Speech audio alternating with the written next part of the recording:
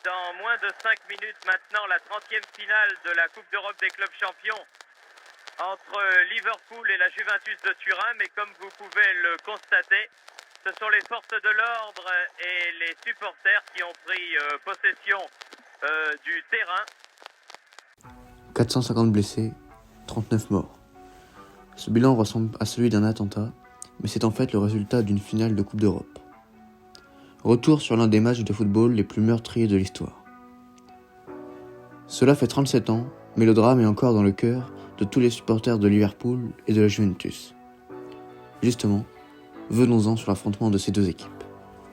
Les Reds et les Bianconeri s'affrontent lors de la finale de la Coupe d'Europe des clubs champions 1984-1985. Le match oppose deux équipes au sommet. Tout le monde du football a alors les yeux rivés sur ce match.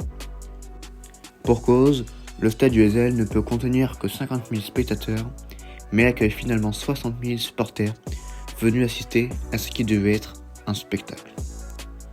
La sécurité a défailli et les spectateurs en ont subi les conséquences. En effet, durant l'avant-match, la tension monte entre les deux supporters des deux clubs qui se lancent des projectiles. Malheureusement, les échauffourées ne s'arrêtent pas là. Vers 19h10, les supporters des Reds chargent en direction de la tribune turinoise. 10 minutes plus tard, quelques Anglais parviennent à parcourir le no man's land qui sépare les deux tribunes adverses et rejoignent les tribunes des supporters de la vieille dame. Par peur, les supporters turinois tentent tant bien que mal de partir des tribunes, mais les portes censées donner l'accès à la pelouse sont fermées.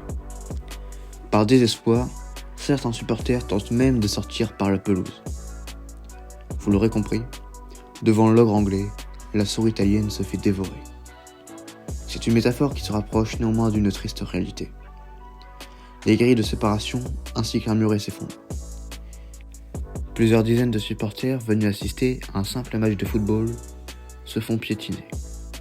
Le match est retardé, mais pas annulé, peur de créer de nouveaux morts et blessés à cause des éventuelles agitations du public. Les joueurs doivent faire abstraction du contexte dramatique et c'est finalement la Juventus de Michel Platini qui s'impose 1-0. Voilà, le match est passé, presque un soulagement, pour essayer d'oublier la face cachée de cette rencontre, les 39 morts et les quelques 454 blessés. Après ce drame, vous l'aurez compris, un procès voit le jour. Et c'est les Anglais qui vont en payer le prix fort.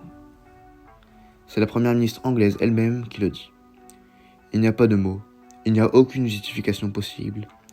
La responsabilité est celle de l'Angleterre.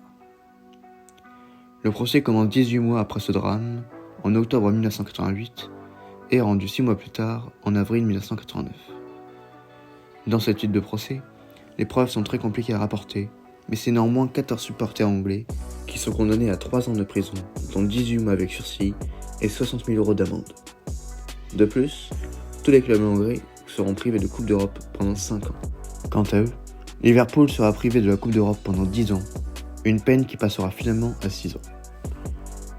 Le stade du Heysel a été aujourd'hui renommé le stade Roi Baudouin et essaie d'oublier un passé douloureux.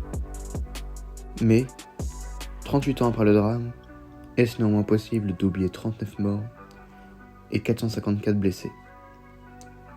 Ce n'est en tout cas pas le cas de Michel Platini, qui a toujours refusé d'y remettre les pieds, lui qui a été critiqué pour avoir célébré son penalty en finale, alors qu'il n'avait pas vu ce qui se passait dans le stade. C'est aussi après ce drame que les stades obligèrent les places assises, une mesure qui aurait pu être prise bien avant et qui aurait empêché de telles conséquences humaines. Néanmoins, cette mesure a peut-être pu empêcher d'autres drames similaires, qui sait.